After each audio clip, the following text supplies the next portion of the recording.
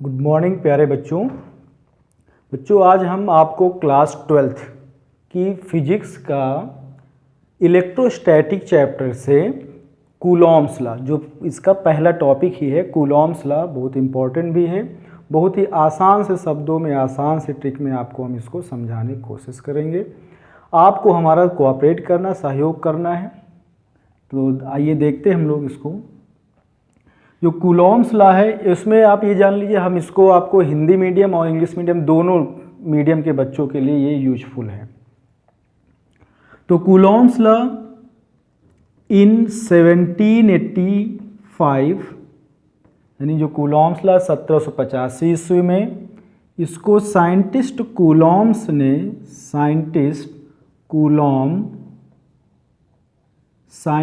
Coulomb ने बताया। तो इसको हम लोग लिखेंगे टेल्स अबाउट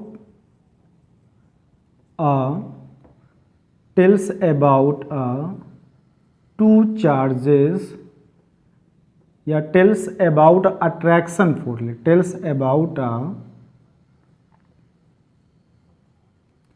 अट्रैक्शन और रिपल्सन फोर्स। यानी इन 1785 scientist Coulomb tells about attraction और रिपल्सन फोर्स। अब ये काम कहाँ करता है, तो इसको लिखेंगे which act between two charges. ये दो चार्जेस के बीच में काम करता है। तो दो चार्जेस के बीच में जो फोर्स काम करता है वो फोर्स क्या, या तो अट्रैक्शन फोर्स होगा या रिपल्सन फोर्स होगा। इसी फोर्स को हम लोग कूलॉम्बियन फोर्स या इलेक्ट्रोस्टैटिक फोर्स कहते हैं।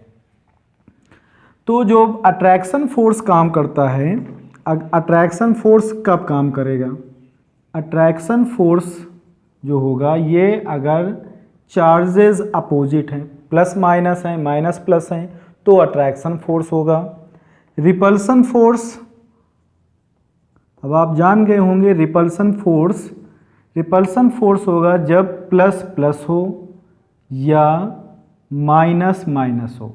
यानी सेम साइन अगर है तो वहाँ पर क्या होगा, सेम साइन है तो रिपल्सन होगा, अपोजिट साइन है तो अट्रैक्शन होगा। तो ये जो दो चार्जेस के बीच फोर्स काम करता है, इसको हम लोग इलेक्ट्रोस्टैटिक फोर्स कहते हैं। तो इसके लिए हम लोग कंसीडर कर लेते हैं, let us consider two charges Q1 and Q2.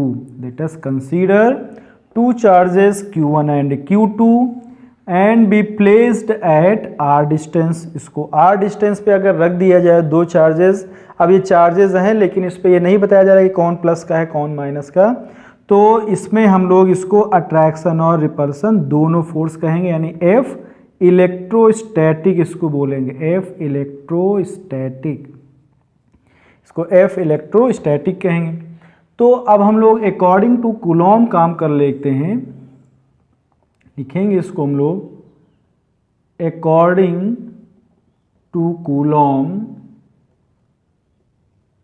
इनकी फर्स्ट बात है, पहली बात है, द अट्रैक्शन और repulsion force F is directly proportional. जो इनके बीच ये इलेक्ट्रोस्टैटिक फोर्स काम कर रहा है, ये electrostatic force F is directly proportional to the product of charges.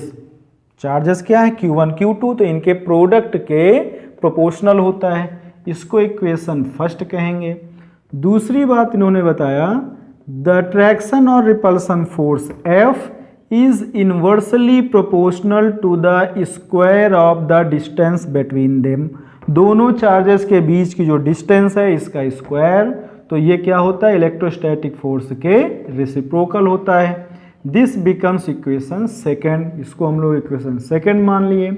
Now by equation first and second we get, दोनों इक्वेशन को अगर हम लोग कंबाइन कर देते हैं तो ये बन के आ जाएगा F proportional to Q1 Q2 by r square.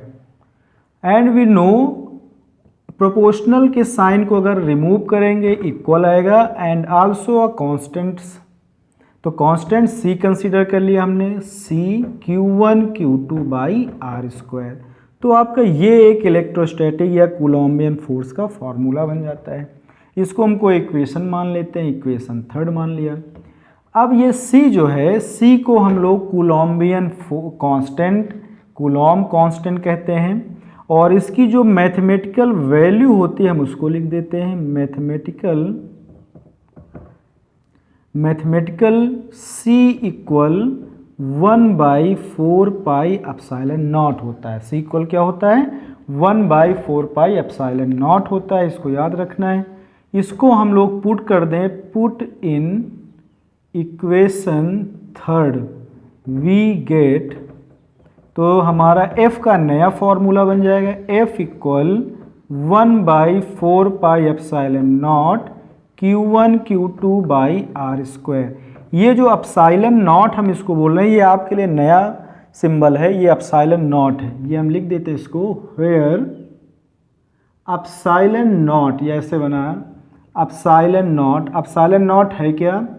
इसका नेम है परमिटिविटी ऑफ फ्री स्पेस। इसको क्या कहते हैं? Permittivity of free space.